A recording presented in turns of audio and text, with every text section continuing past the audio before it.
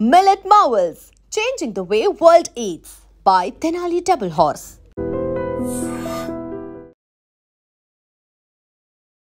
కన్నబిడ్డల్ని బాధ్యతగా కంటికి రెప్పలా చూసుకోవాల్సిన బాధ్యత తల్లి తండ్రిది. అలాంటిది ఆడపిల్లలు ఉంటే గనక ఇంకాస్త బాధ్యతగా చూసుకోవాల్సినటువంటి పరిస్థితి ఉంటుంది. అలాంటిది విశాఖలోని ఓ రాక్షసుడు ఇద్దరు కూతుర్ల పాలిట కాలయముడయ్యాడు అని చెప్పాలి. ఎందుకంటే ఈ మాట అంటున్నాను, తర్వాత డీటెయిల్స్లోకి వెళ్తే మీకే అర్థమవుతోంది. ఇంతకు మించిన పదాలు మీరు కూడా వాడతారేమో. ఈ వ్యక్తికి ఇప్పుడు 20 ఏళ్ల కఠిన కారాగార శిక్ష విధించింది న్యాయస్థానం. అవును, ఈ శిక్ష కూడా చాలా తక్కువేమో. ఎందుకంటే 12 ఏళ్ల కూతురు పైన 8 ఏళ్ల కూతురు పైన ఈ తండ్రి అని మాట అనిపించుకోవడానికి పిలిపించుకోవడానికి ఏమాత్రం అర్హుడు కానటువంటి ఏకైక వ్యక్తి అని ఉంటే గనక ఇతడు అని కూడా చెప్పొచ్చు. ఎందుకంటే వీళ్ళు ఒడిస్సాకి చెందిన చిత్తరంజన్ పాత్ర బతుకు తెరువు కోసం, ఉపాధి కోసం అని చెప్పేసి విశాఖపట్నం వచ్చేసారు. వీళ్ళు విశాఖలోని ఆరిలోవలో ఉంటున్నారు.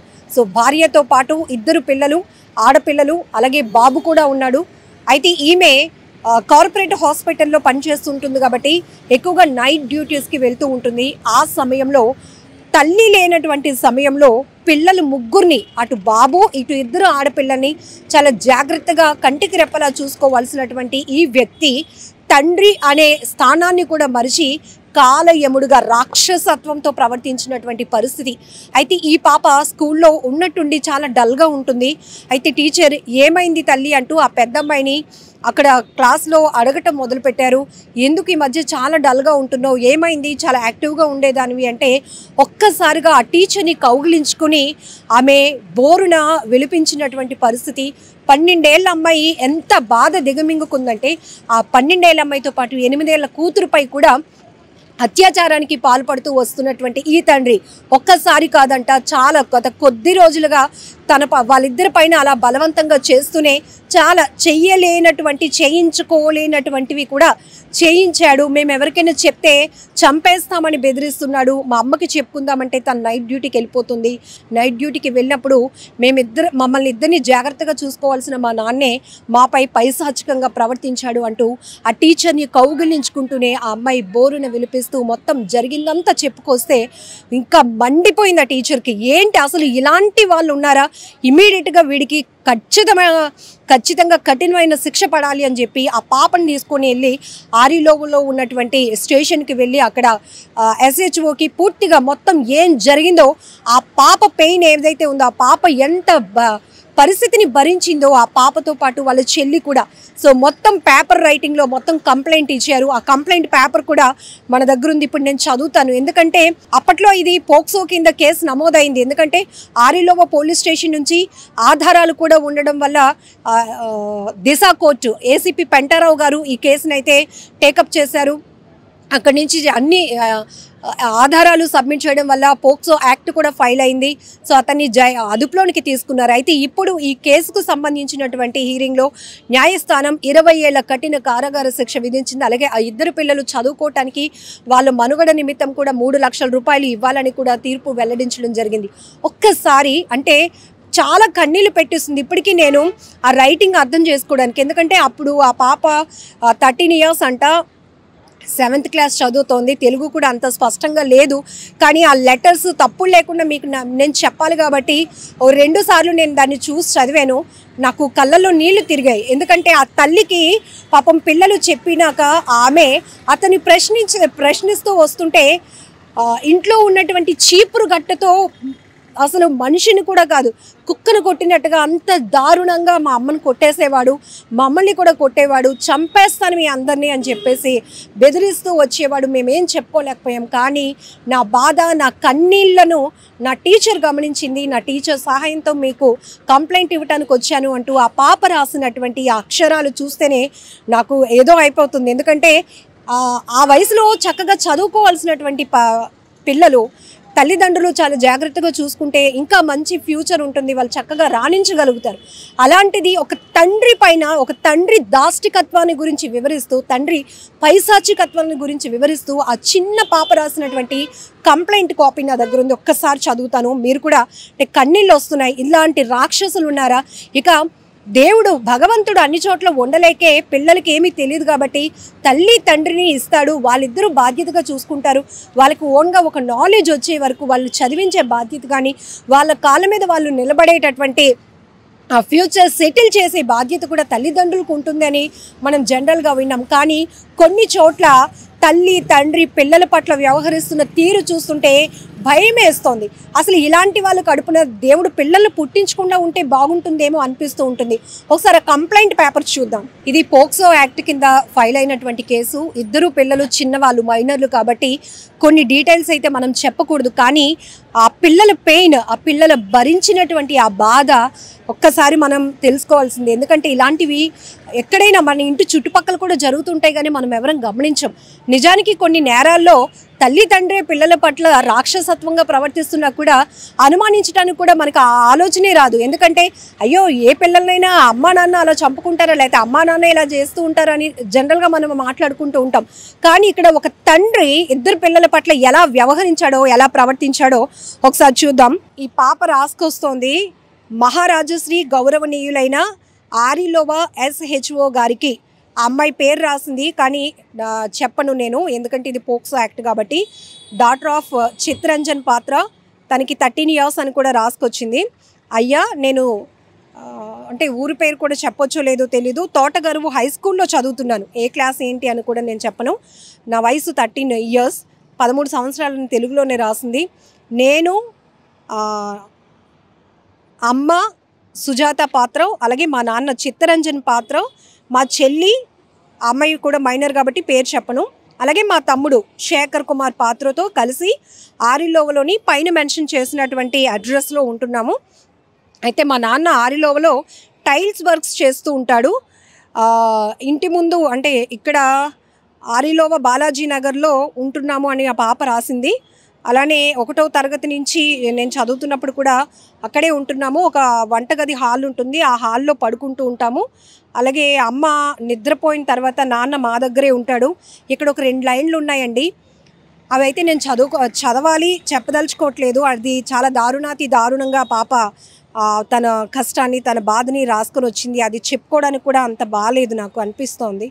ఎందుకంటే మీకు చిన్న లీడ్ ఇచ్చాను. అమ్మ నిద్రపోయిన తర్వాత నాన్న ఎలా ప్రవర్తిస్తున్నాడో కూడా చెప్పుకొని వచ్చింది. అలానే అమ్మ నైట్ డ్యూటీకి వెళ్ళిపోతూ ఉంటుంది. ఆ తర్వాత నాన్న ఎలా ప్రవర్తిస్తున్నాడో కూడా అమ్మాయి రాసుకొని వస్తుందన్నమాట.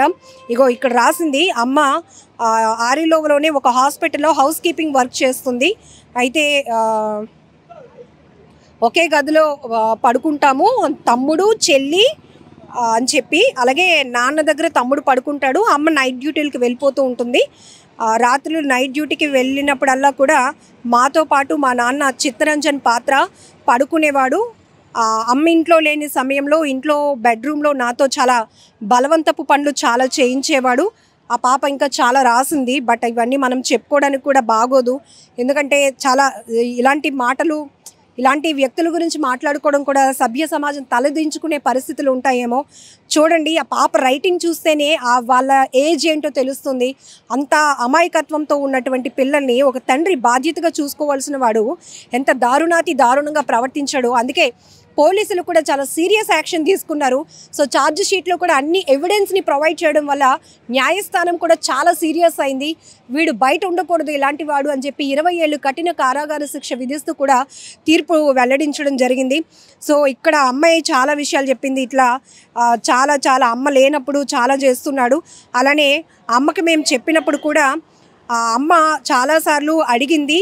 అయితే అమ్మని కూడా చీపురు కట్ట పట్టుకొని చాలా గట్టిగా కొట్టేసేవాడు, చావు దెబ్బలు కొట్టేవాడు. అమ్మ చచ్చిపోతుందేమో అనే భయం కూడా మాకు వచ్చింది. అలాగే మీరు ఎవరికైనా చెప్తే కూడా చంపేస్తాము అని బెదిరించేవాడు. మా టీచరు అడగడం వల్ల నేను ఇది చెప్తున్నాను. శారీరకంగా మమ్మల్ని చాలా ఇబ్బంది పెట్టాడు. నాన్న పెయిన్ వస్తుందన్న కూడా వదిలేవాడు కాదు. వెంటనే మా టీచర్ హెల్ప్తో నేను ఇప్పుడు ఈ రిపోర్ట్ రాస్తూ మీకు ఇస్తున్నాను. ఆరిలోవ పోలీస్ స్టేషన్కి వచ్చి రిపోర్ట్ ఇచ్చాను. నన్ను మా చెల్లిని అనేక సార్లు మా నాన్న ఇలా చేశాడు అంటూ చేస్తూ మా నాన్న చిత్తరంజన్పై తగిన చర్యలు తీసుకోవాలని కోరుతున్నాను అంటూ లాస్ట్ లైన్తో ఆ పాప ముగించడం జరిగింది. అయితే ఈ వ్యక్తి పైన ఈ చిన్నారి ఇచ్చినటువంటి కంప్లైంట్ మీద ఇక్కడ మనం జూమ్ చేసి ఇన్ని సెక్షన్స్ ఫైల్ చేశారు పోలీసులు. అంటే ఎంత దారుణమైన వ్యక్తో మీకు అర్థమవుతోంది. నేను చాలా మాటల రూపంలో చెప్పలేక నేను మౌనంగా ఉండిపోతున్నాను. కొన్ని లైన్స్ చదువుతూ నాకు వణుకు పుడుతుంది. ఎందుకంటే ఆడపిల్లగా పుట్టడం అనేది సొసైటీ ఒకప్పుడు ఆడపిల్ల పుట్టిందా అంటూ చిన్నచూపు చూసేవారు. ఇప్పుడు ఆడపిల్లలపైన కొంతమంది తండ్రులు బాధ్యతగా వ్యవహరించడం మానేసి రాక్షసత్వంగా వాళ్ళ శారీరక కోరికలు తీర్చుకోవడానికి కన్న పిల్లలపై కూడా కన్నేస్తున్నారంటే ఇలాంటి వెధవల్ని, ఇలాంటి రాక్షసులను ఏమనాలో కూడా అర్థం కావటం లేదు. మొత్తానికి నాకు పోక్సో అడ్వకేట్ బత్తిన రాజశేఖర్ గారు అయితే ఇది పంపించడం జరిగింది. ఎందుకంటే మనం ఎప్పటికప్పుడు 5 ఏళ్ల క్రితం 4 ఏళ్ల క్రితం నమోదైనటువంటి కేసులకు సంబంధించి కూడా పోక్సో న్యాయస్థానం ఎలాంటి తీర్పులు ఇస్తుంది అని చెప్పేసి మనం ఎప్పటికప్పుడు అప్డేట్ ఇస్తూ ఉన్నాం.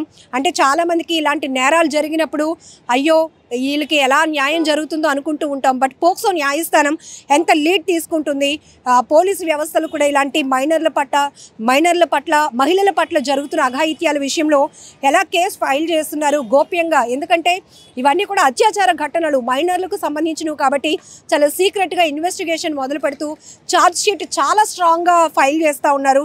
సో ఈ కోణంలోనే ఇప్పుడు పోక్సో అడ్వకేట్ బత్తి రాజశేఖర్ గారు అయితే ఈ డీటెయిల్స్ కూడా మనకి ఇవ్వడం జరిగింది. ఇలా మనం అప్డేట్స్ ఇస్తూ వస్తున్నాం. ఏదేమైనా ఇలాంటి ఘటనలు చాలా దారుణం కదా. ఎంత దారుణం అంటే వినడానికి కూడా అసలు మనసు ఒప్పుకోవటం లేదు. అది చదవటానికి కూడా చాలా 2-3 సార్లు నేను ప్రిపేర్ అయ్యాను. ఎందుకంటే ఆ పాప రైటింగ్ ఒకటి అర్థం చేసుకోవాలి. రెండోది ఒకవేళ ఆ తండ్రి ఎంత బలవంతంగా ఎంత దారుణంగా పెయిన్ వస్తుందనో వదలకుండా ఆ పాప రాసినటువంటి ఆ మాటలు నేను మీ ముందు చెప్పడానికి కూడా నాకు అసలు ఒప్పుకోవట్లేదు నా మనసు. అలాంటి పరిస్థితి ఉంది. ఇలాంటి వాళ్ళని ఇంకెంత కఠినంగా శిక్షించాలి. ఇలాంటి దుర్మార్గులు ఇంకా సొసైటీలో ఉన్నారు. మనం జనరల్గానే అనుకుంటాం ఈ రౌడీ షీటర్లు వీళ్ళు వాళ్ళ గురించి ఎక్కువ మాట్లాడుకుంటాం, కానీ కనబడకుండా ఉన్నటువంటి రాక్షసులు చాలామంది ఉన్నారు. సో ఇలాంటి వాళ్ళని ఎలా కఠినంగా శిక్షించాలి, ఎలాంటి శిక్షలు పడితే బాగుంటుంది అనే విషయం పైన మీరేమనుకుంటున్నారో కూడా కామెంట్ బాక్స్లో మెన్షన్ చేయండి. And for more videos, please subscribe to iDream. Please subscribe to iDream. Please subscribe iDream. And please subscribe to iDream. For more videos, subscribe to iDream. please like, share and subscribe to the channel. Congratulations, iDream. Subscribe to iDream. Subscribe to iDream. So subscribe to iDream Media. iDream ki iDream team andarki huge congratulations. Please subscribe iDream Media. Please subscribe to iDream. Subscribe iDream. Please subscribe to iDream. iDream అంటే నా కళల channel subscribe చేసుకున్న నోరు తిరుగుతలేదు. మీరైతే గంట గుర్తు కొట్టండి. For more such videos, please subscribe to iDream. Subscribe to iDream. Please subscribe to iDream. Please subscribe iDream Media. Please do subscribe to iDream. Please subscribe to iDream Media. For best entertainment and information, please subscribe iDream. And don't forget to subscribe to iDream.